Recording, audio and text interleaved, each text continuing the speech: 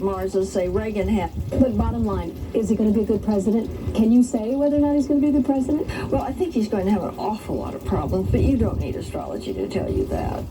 Quigley says she could have told Princess Di she was making a royal mistake. And she wants an entirely different type of man than he is. She wants someone very macho and sort of a hunk.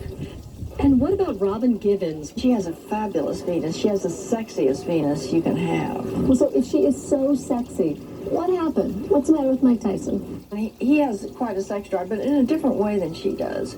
But there is compatibility between them. Now, there is... How do you know about their sex drive? Well, you see, two things tell about a person's sex drive. Their Mars and their Venus. Quigley says astrology is a science that's based on where the planets were at the moment you were born. So friggin' true. And I not wait to get Joan's film made. God bless you, Joan. Yeah. Hi, everybody. I'm John Tesh reporting from Hollywood. Hello, John, and I'm Mary Hart in New York City. Thousands of people get teased by friends when they admit checking their horoscope in the paper before making a decision in daily life.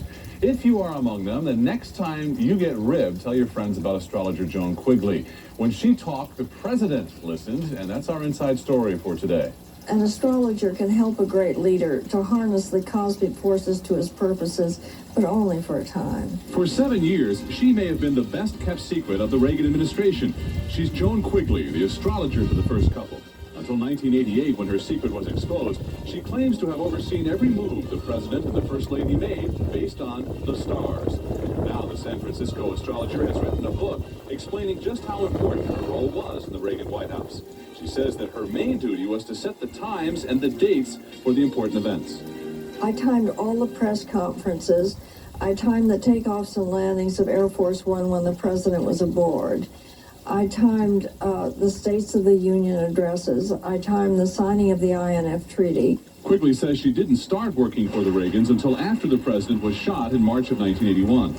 Nancy called me at the end of April and said, could you have predicted it? And I said, well, had I had looked naturally at the time, and had I been looking, of course I could have predicted it. Joan Quigley claims she was responsible for choosing the time of the president's cancer surgery, Nancy's breast cancer operation, the timing of Reagan's re-election announcement, and how to deal with Soviet President Gorbachev. I never set the times for the meetings of the summits. I simply described to Nancy to tell the president what sort of things to look out for. Former White House Chief of Staff Donald Regan was the one who revealed Joan's relationship to the Reagans. He corroborates Joan's claim about the Geneva summit.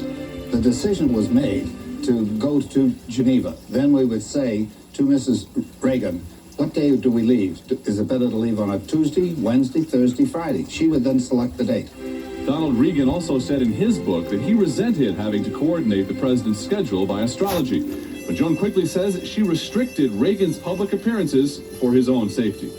He was under terribly dangerous stars, so I in a way, I kept him under wraps because I knew that in order to survive it, he had to be the least visibility, plus the fact that there was danger of physical danger to him if he had appeared at the times that I said he should not.